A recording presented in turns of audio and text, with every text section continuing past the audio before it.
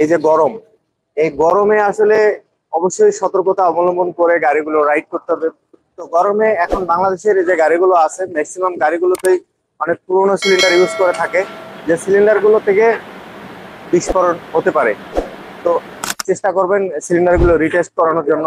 যে গাড়িগুলো সিএনজি তে ড্রাইভ করা হয় এই গুলো সিলিন্ডার রিটেস্ট করাতে হবে। আমি অনেক জায়গায় দেখেছি আপনার পুরোনো সিলিন্ডার গুলোকে মডিফাই করে একদম নতুন করে গাড়িতে ইনস্টল করে থাকে, রিইনস্টল করে। তো সেই ক্ষেত্রে সাবধান থাকবেন, কারণ এখন অনেক গরমে যে গাড়িগুলো আমি দেখাচ্ছি আপনাদেরকে, যে গাড়িগুলো আমরা দেখতেছি এই গাড়িগুলো হচ্ছে একটিভ এলপিজি কনভার্সন ওয়ার্কশপ থেকে এলপিজি করা হচ্ছে।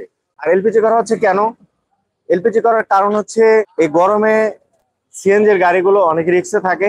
সিএনজির সিলিন্ডার, সিএনজির গ্যাস স্টেশন প্রচুর জ্যাম থাকে, ভিড় থাকে। তো এই কথাগুলো চিন্তা করে আপনি চাইলে আপনার বাসার গাড়িটাও কিন্তু এলপিজি করাতে পারেন। যেমন এখানে আছে একটা নিশান ব্লুবার্ড গাড়ি, অনেক লাক্সারিয়াস একটা গাড়ি।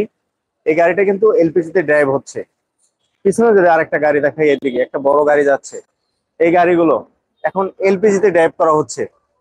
কেন ড্রাইভ করা হচ্ছে? নিরাপত্তার কথা চিন্তা করে।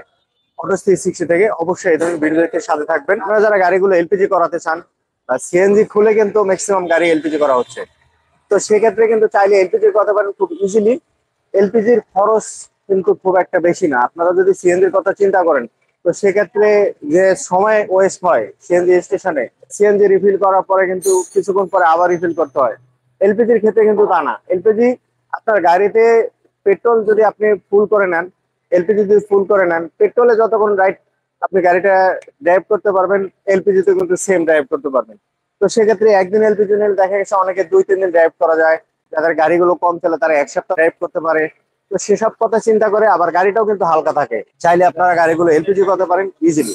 এলপিজির ক্ষেত্রে অবশ্যই আপনাকে চুজ করে নিতে হবে আপনার পছন্দ মতো প্রোডাক্ট, অর্থাৎ গাড়িতে আপনার কি গাড়ি, কি গাড়ির কি প্রোডাক্ট ইউজ করবেন।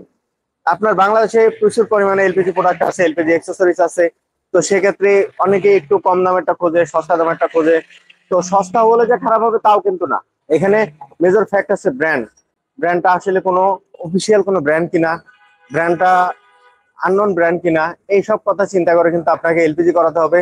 যেমন এই নিশানের গাড়িটা, এটাতে যদি আমরা নর্মাল একটা ব্র্যান্ড ইউজ করি বা ভালো একটা ব্র্যান্ডে আপনি ইউজ করছেন, সেক্ষেত্রে পারফরমেন্স ভালো পাবেন তা কিন্তু না। এই গাড়িটাতে আসলে কোন ব্র্যান্ডটা দরকার সেটাই আপনাকে ইউজ করতে হবে, তাহলে গাড়িটার পেট্রোল খরচ থেকে শুরু করে টোটাল আপনি পারফরমেন্সটা ভালো পাবেন। যে সব ধরনের সিলিন্ডার গুলো আছে একটি এলপিজি কনভার্সন ওয়ার্কশপ থেকে, যেমন আপনার টোডিয়াল বলেন, ক্যাপসুল বলেন।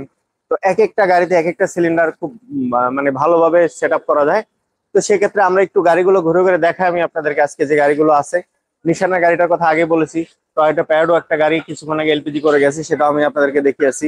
আর এই যে রেগুলার গাড়িগুলো, এই রেগুলার গাড়িগুলো কিন্তু এগুলো সবসময় এলপিজি করেই থাকে। এগুলো এর আগেও পরে অনেকগুলো গাড়ি দেখিয়েছি আমি আপনাদেরকে। সামনে একটা গাড়ি আছে যেটা একটু ডিফারেন্ট ব্র্যান্ডের। এই গাড়িগুলো আমি আপনাদেরকে আগে অনেক দেখিয়েছি যে এলপিজি করা হচ্ছে। তো এটা হচ্ছে নিশান ব্র্যান্ডের একটা গাড়ি, নিশান মিৎসুবিশি। এটাতে সিলিন্ডারের অনেক স্পেস আছে। যেমন এখানে টোরিয়ালও দেওয়া যাবে, ক্যাপসুল সিলিন্ডার দেওয়া যাবে, অর্থাৎ রাউন্ড সিলিন্ডারটাও দেওয়া যাবে।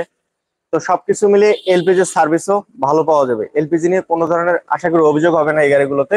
এই গাড়িগুলো আগে পরে অনেক এলপিজি করা হয়েছে। নিশানের কিছু গাড়ি আছে, আমি সাজেস্ট করবো আপনাদেরকে যে যারা নিশানের গাড়িগুলো এলপিজি করেন, নিশানের ক্ষেত্রে কিছু সমস্যা আছে। যাদের আপগ্রেড মডেলের গাড়িগুলো, অর্থাৎ 16, 17, 18, 20-এর মডেলের গাড়িগুলো, তারা এলপিজি না করলেই ভালো হয় তাদের গাড়িগুলো। কারণ হচ্ছে ওইসব গাড়িগুলোতে টার্বো ইঞ্জিনের গাড়ি হয়ে থাকে। আবার অনেকগুলো হচ্ছে একদম লেটেস্ট মডেলের যে ইঞ্জিনগুলো, এই ইঞ্জিনগুলোর গাড়িতে এলপিজিতে কিছুটা সমস্যা হয়ে থাকে। তো সেক্ষেত্রে এলপিজি না করাই ভালো। আর আগের মডেলে পুরোনো ভার্সনে যে নিশান এক্সেল গাড়িগুলো আছে সেগুলো খুব ইজিলি এলপিজি করা যায়, সেগুলো খুব ভালো পারফরমেন্স হয়। পাশাপাশি হুন্ডা ব্র্যান্ড আর অন্যান্য ব্র্যান্ড গুলো আছে, যেমন চাইনিজ ব্র্যান্ডের গাড়ি বাংলাদেশে প্রচুর এসেছে এখন। চাইনিজের মধ্যে হ্যাভেল আছে, চাইনিজের মধ্যে ডিএফএসকে গ্লোরি আছে, আর অন্যান্য অনেক ব্র্যান্ড চলে আসতেছে বাংলাদেশে। এই গাড়িগুলো কিন্তু খুব ইজিলি এলপিজি করানো যায়, তাতে কোনো সমস্যা হয় না, এবং মাইলেজও ভালো পাওয়া যায়, পারফরমেন্সও ভালো থাকে। তো আজকে একটি এলপিজি কনভার্সন ওয়ার্কশপ থেকে আমি আপনাদেরকে গাড়িগুলো দেখালাম, যে গাড়িগুলো এলপিজি করা হচ্ছে। আমি অবশ্যই আবারও একই কথা বলতে চাই সতর্ক করে, যে এখন যে গরম, এই গরমে অবশ্যই আপনারা সতর্কভাবে গাড়ি ড্রাইভ করবেন, পাশাপাশি সিলিন্ডারটা রিটেস্ট করবেন, চেক করে দেখবেন যে সিলিন্ডারের কি অবস্থা, সিলিন্ডার ঠিকঠাক আছে কিনা। আর এই সময়টাই কিন্তু এই ধরনের ঘটনাগুলো বেশি ঘটে। ভিডিও ডিসক্রিপশনে দেওয়া নাম্বারে বিস্তারিত জেনে নেবেন আপনার কি গাড়ি এলপিজি করা যাবে কিনা, এলপিজি কোনো সমস্যা হবে কিনা, এই বিষয়গুলো জেনে নিতে পারবেন খুব ইজিলি। অটো স্টেজ 60 এই ধরনের ভিডিও দেখতে সাথে থাকবেন। আর ভালো থাকবেন সবাই, দেখা হচ্ছে পরবর্তী ভিডিওতে। আসসালামু আলাইকুম সবাইকে।